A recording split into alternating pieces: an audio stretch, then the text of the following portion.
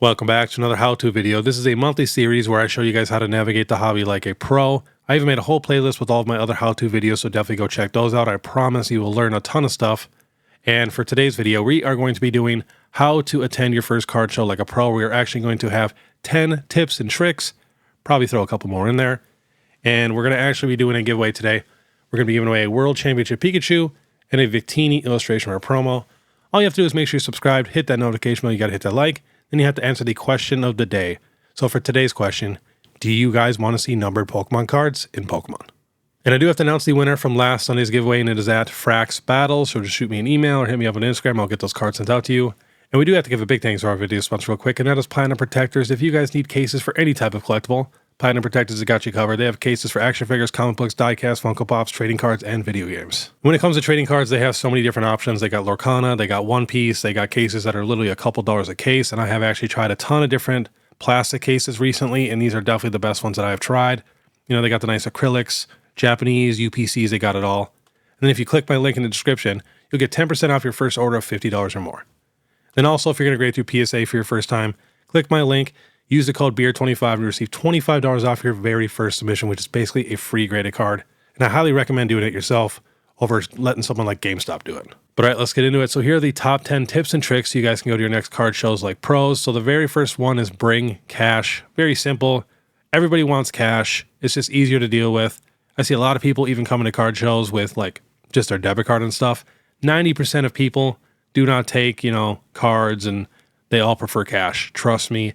And I promise you, for a lot of vendors and stuff, you can get a slightly better deal with cash than you can with, Venmo, PayPal. Also, if you do not have cash, make sure you guys have Venmo, PayPal, Zelle, all that downloaded. So that way you guys have no problem buying a card. So for number 2 is don't spend all your money on the very first table.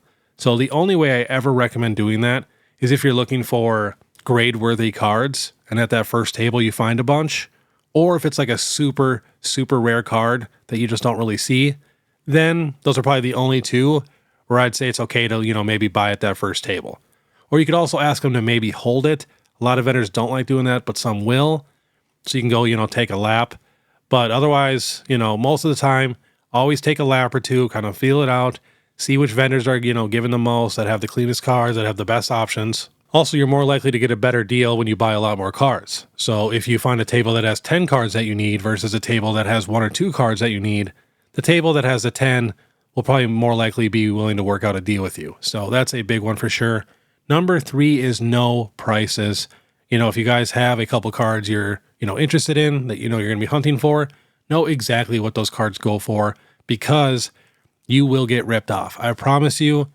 If you do not know these prices and you just see it and you buy it, a lot of times when you go check that price, it's going to be a little bit overpriced. And it does not hurt to double check prices because sometimes, a lot of people, they get lazy with these card shows and they will not price stuff out from the last card show to where something could go down in price and they don't want to mark it down, so they're going to leave it like that. So especially if you're buying bigger cards, like if it's $1 or $2, not a big deal. But if you're buying like $50 and up cards, it does not hurt to, double check the price to make sure you're not getting ripped off. So definitely learn how to use TCG Player, Collectr, stuff like that. So that way you're just not getting ripped off at all. Now, if you're going to go to the card show to sell your cards or trade your cards, please, I'm begging you, this is the biggest one.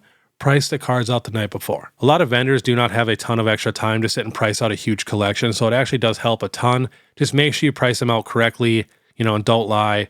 Because a lot of vendors, even if you did price them all out, they're still probably going to check, a few of the prices. Or I always recommend doing that at least. I know a lot of vendors, don't do that and they'll just trust you. But I've seen it many times where people have said this card is worth $150. They buy it and we check it and it's worth $100. Someone just came up to me with a sealed vintage deck. They said market was $400. And I was very interested in the sealed deck. I haven't looked it up in a long time. And I thought about just taking his word for it, but I'm like, nah, I'm going to check and look it up. And it was literally a $200 deck. So, that happens constantly. So just make sure everything is super priced out to the best of your capabilities. And then also when you're doing stuff on TCG Player, you can't just always look at like the last sold. You kind of have to see what's available too. Get as much info as you can and then base your price on that. But that helps me a ton though when people do have it priced out and I check a few and everything is spot on. Then I know, the rest of the cards are going to be pretty close depending on condition. If it's vintage or mid-era, That's a totally different story. Now, for the next tip or trick is have a plan. This kind of just has everything involved in it. Always have a few cards that you need for your collection. So that way, every time you do go to a card show, you get closer and closer to finishing your collections. Because I know a lot of times when people go to these card shows, they'll see something else or they'll see something they've never seen before. Then they spend all their money on that and then they never finish their collections. So just always go in there with a plan. And then that leads into our next tip or trick, have a budget. I see a lot of people overspend.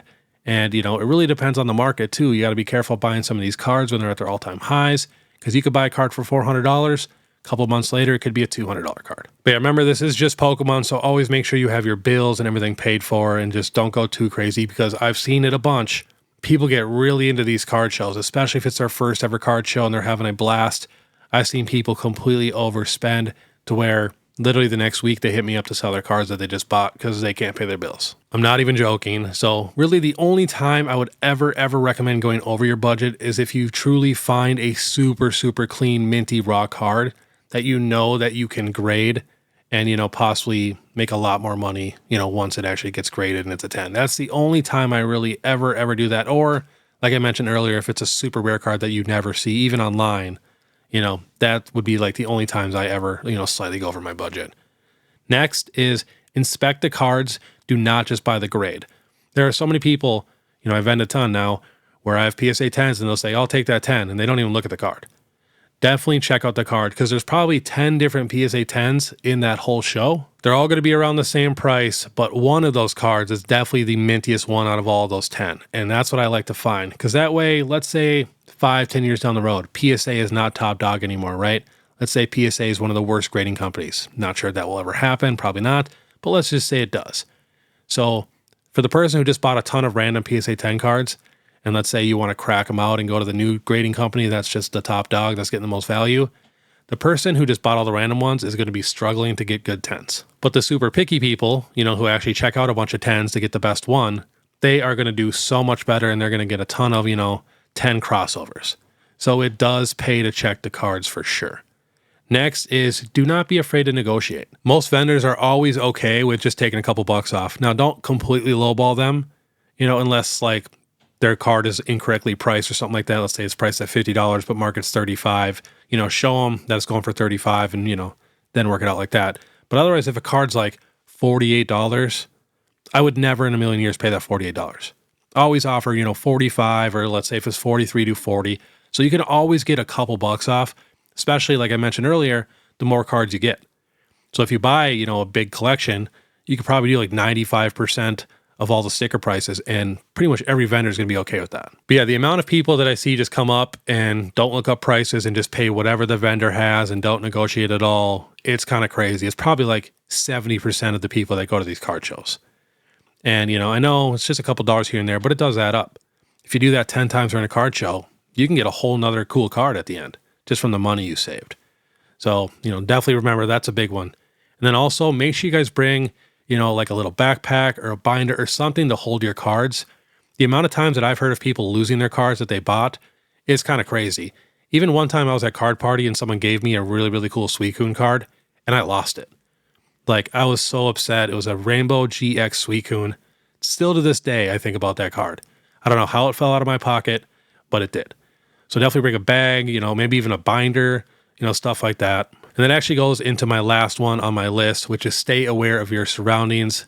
There's a ton of people also that get their stuff stolen. So if you are bringing a bag or your binder, just be careful. Don't set it down somewhere random because it can definitely get picked up. A lot of people with those cases too, I see them kind of leave them at like the corners of tables and stuff. Just be extra careful. So that way you do not have to worry. And then let's see if I can think of a couple more. Another one that I really like to do, let's say it's a 3-day card show. The best way to get the best deals, go there Sunday, with the last couple hours when everybody's packing up.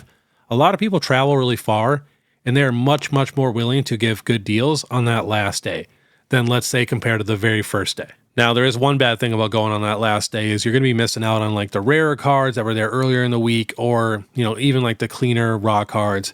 But nowadays it is getting tougher and tougher to find clean raw cards when you're at a card show because almost every single vendor grades their cards. If a vendor is not grading their cards, in my opinion, they're missing out on a ton of money and they are not doing it correctly and they're just being lazy. But yeah, Sunday's my favorite day. I've gone in many times on Sunday and gotten crazy good deals. So that is one of my favorite tips that I love telling people. And another thing I see a ton of people do, which I cannot stand, is when these adults kind of like push around these little kids, or like even like bump a little kid out of the way to get in at the table. You guys have to make sure these kids are having the best time ever. So that way they have really good memories and they want to come back and collect Pokemon in the future. So that way Pokemon just goes on forever. You know, so if you see a kid struggling, or if you see a kid that, you know, doesn't have very many cards, or, you know, they've got a couple dollars or whatever and you got a bunch of extra cards, maybe throw them a couple extra cards or a pack or something.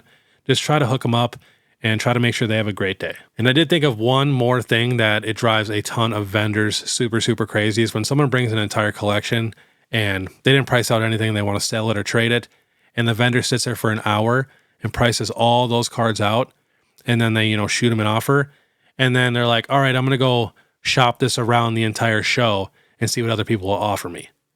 Man, that makes me so mad, because we're super busy trying to vend. You know, I'll have my baby with me half the time. I'm sitting there trying to price out cards, and it's the biggest waste of time, because every time they never come back. So that's why I always recommend trying to price it out yourself. But if you don't, and you have someone price it out, just try to sell it to them. You know, don't just try to get an extra $10, $20 from another vendor. Obviously, it's your cards. You can do whatever you want, but just know that vendor's not going to be very happy, especially if it is a big collection. If it's a couple cards, not a big deal. You know, if I price out 5 cards for you and you want to go shop it around, totally fine. But when we're talking big binders and I'm looking up like 20, 30, 40, 50, 60, or even 100 cards, yeah, I'm definitely going to want to buy the collection from you if I'm putting that work in. So just keep that one in mind. And also the last thing that I want to talk about, which I kind of mentioned earlier, is make sure you guys have every app downloaded that you can even think of. You know, 130 Point, Alt, you know, just try to have them all, TCG, Player, Collector, and like I said, Venmo, PayPal, Cash App, Zelle, all that. So that way you do not need to worry about a thing. But just know there is a lot of card shows where people do not get the best cell service. Now that does suck, because a lot of the vendors, they will get the Wi-Fi password. So that means there will be card shows where you guys cannot look anything up, but the vendor can. That's why it pays to know the prices before you even get to the card show. And that's why it does help to watch my Market Mondays and Falling Fridays, so you guys know these prices without having to, you know, do the research and look them all up yourself. But all right, that was this month's how-to video. I'm sure I'll think of a couple more tips and tricks. I'll put them down below. And if you guys can think of anything that can help, definitely put that down below so people can just come here and get all the information they need. But all right, if you guys like this content and you guys want to stay ahead of the market, please make sure you subscribe, hit that notification bell, leave a like and comment. If you guys want to support more, Instagram, TikTok, Facebook. We're super close to 10,000 followers on TikTok, and we're super close to 50,000 followers on Instagram. So please go follow me there. It would mean a ton. But all right, I want you guys to have a great day. And if you guys want to watch my last Pokemon Falling Friday, which we had some very interesting cards in this video, dropping a ton, click this video here. Otherwise, we'll see you next time.